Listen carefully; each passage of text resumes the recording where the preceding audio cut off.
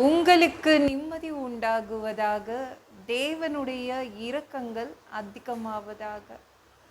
தேவன் என்ன சொல்றாங்கன்னா, சங்கீதம் 4:7, அவர்களுக்கு தானியமும் திராட்சரசமும் பெருகி இருக்கிற காலத்தின் சந்தோஷத்தை பார்க்கிலும் அதிக சந்தோஷத்தை என் இருதயத்தில் தந்தீர். என்றைக்குமே இல்லாத சந்தோஷத்தை இன்னைக்கு உங்கள் வாழ்க்கையில் ஏசு கொடுக்க போகிறாருங்க. என்னங்க, ஒன்று மாத கடைசி ஆயிடுச்சு, எப்படி தருவார்? அதிக சந்தோஷத்தை இன்னைக்கு கொடுப்பாருங்க அவர். அது மாத கடைசியோ மாத ஆரம்பமோ அவர் உங்களை சந்தோஷத்தால் நிரப்ப முடியும். சம்பளம் வந்தால் தான் சந்தோஷம் வருமா என்ன? பணம் இருந்தால் தான் சந்தோஷம் வருமா என்ன? தேவன் உங்கள் கூட இருந்தாலே போதும், சந்தோஷம் வந்துடும்.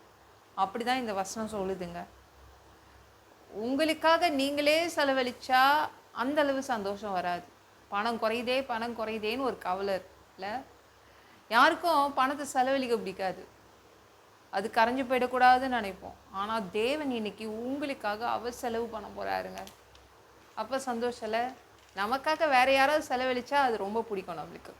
அதனால தான் தேவன் வந்திருக்கார், அவர் உங்களுக்காக செலவு பண்ணுவார். சந்தோஷமாக இருந்துக்க வேண்டிதான். என்னங்க, எப்படி குடும்பத்தை நடத்துறது தெரியல, மாத கடைசின்றீங்களா? தேவன் உங்கள் குடும்பத்தை நடத்துவார். அதுக்கு தான் தேவன் வராரு. அதனால் நீங்கள் சந்தோஷமாக இருப்பீங்க. அவர் பார்த்து பாருங்க, அவர் உங்களுக்காக அவர் செய்து கொடுப்பார். பயப்படாதீங்க. எது இல்லையோ அதை கொண்டு வந்து கொடுத்துருவார். மாதம் முடியும் போது தேவனை அதிகமாக எதிர்பார்ப்போம், பக்தியெல்லாம் அதிகமாக ஆயிடும். அவர் உங்கள் குடும்பத்தை நடத்துவேன்னு சொல்கிறார். அதனால் உங்களுக்கு அதிக சந்தோஷம் வரும். என்றைக்குமே இல்லாத சந்தோஷம் இன்னைக்கு வரும். உங்ககிட்ட ஒன்றுமே இல்லைனா கூட தேவன் இருப்பார். அதனால் உங்களுக்கு சந்தோஷம் இருக்கும். அவர் உங்களுக்காக செலவு பண்ணுவாருங்க, கவலைப்படாதீங்க. ஒரு பெண் என்ன பண்ணான்னா, அவள் வீட்டு எண்ணெய் பாட்டிலையும் மாவு டப்பாவை தான் பார்த்த உடனே மனசு உடஞ்சிருச்சு. அவ்வளோதான் நானுன்னு. மாவு எண்ணெயை குறைஞ்சதுனால அவள் என்ன பண்ணா, மனசு உடஞ்சிட்டா. இதுக்கெல்லாம் மனசு உடையணுமா? உடையக்கூடாது. நீங்கள் மனசு உடஞ்சி போகாதீங்க.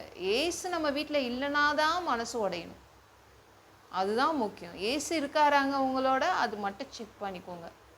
இந்த மாதிரி சின்ன சின்ன விஷயத்துக்கெல்லாம் நீங்கள் மனசு உடஞ்சிடாதீங்க. ஏசு நம்ம கூட இருக்க மாட்டேன்னு சொல்லிட்டு போனாருன்னா தான் நம்ம மனசு உடையணும். அப்போ தான் நம்மளுக்கு கஷ்டம். அது வரைக்கும் நம்மளுக்கு எந்த பிரச்சனையும் கிடையாது. ஏசு நம்மளோட தான் இருக்காரு. அவர் உங்களுக்கு அதிகமான சந்தோஷத்தை இருதயத்தில் தருவேன்னு சொல்லியிருக்காரு. அவர் உங்களுக்காக செலவு பண்ணுவார். மனசு உடஞ்சி போயிடாதீங்க.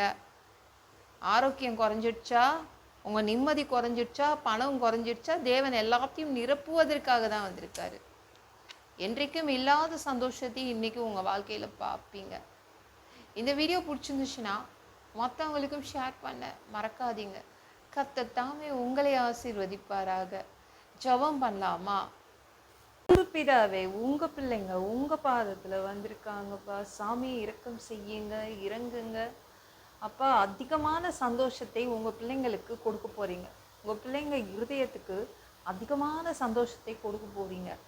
என்றைக்கும் இல்லாத சந்தோஷத்தை நீங்கள் இன்னைக்கு கொடுக்க போகிறீங்க. அதற்காக நன்றி. எல்லாம் பொல்லாத பிசாசுகள், ஏவல்கள், மந்திரங்கள், தற்கொலை ஆவிகள், பயத்தின் ஆவிகள், பலவீனப்படுத்துகின்ற ஆவிகள் எல்லாம் இயேசு என்ற பெயரினை கொண்டு துரத்துகிறேன். ஓடிப்போ. உங்கள் பிள்ளைங்களை ரத்த கொட்டிக்குள் மறைச்சிக்கோங்க. பரிசுத்த ஆவியால் நிரப்புங்க.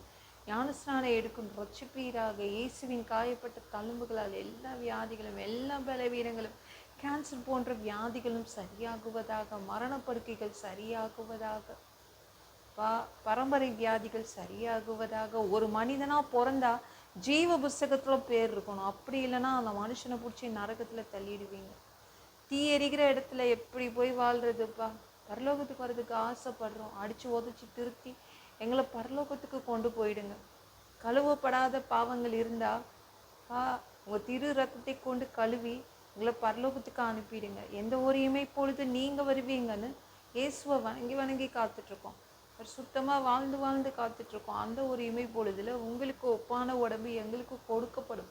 அதை பெற்றுக்கொண்டு மத்திய வானத்தில் உங்களை சந்திக்க வருவோம். அந்த தருணத்தை நாங்கள் இழந்துடக்கூடாதுப்பா.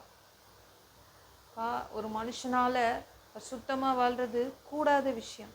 அதற்கு கூட உங்கள் உதவி கேட்டு வந்து நிற்கிறோம். 7 வருடம் அந்த கிறிஸ்து ஆட்சிக்குள்ளே விட்டுட்டு போயிடாதீங்க. பிசாசு நடத்தும் ஆட்சியில் விட்டுட்டு போயிடாதீங்க. 1000 வருடம் இந்த பூமியை ஆட்சி செய்வதற்காக வருவீங்க. அந்த பொற்காலத்தை பார்க்க ஆசைப்படுறோம். எல்லாவற்றையும் ஒப்பு கொடுக்குறேன். இயேசுவின் மூலம் ஜெபம் கேளும் பிதாவே, ஆமென். நாளைக்கு பார்க்கலாம்.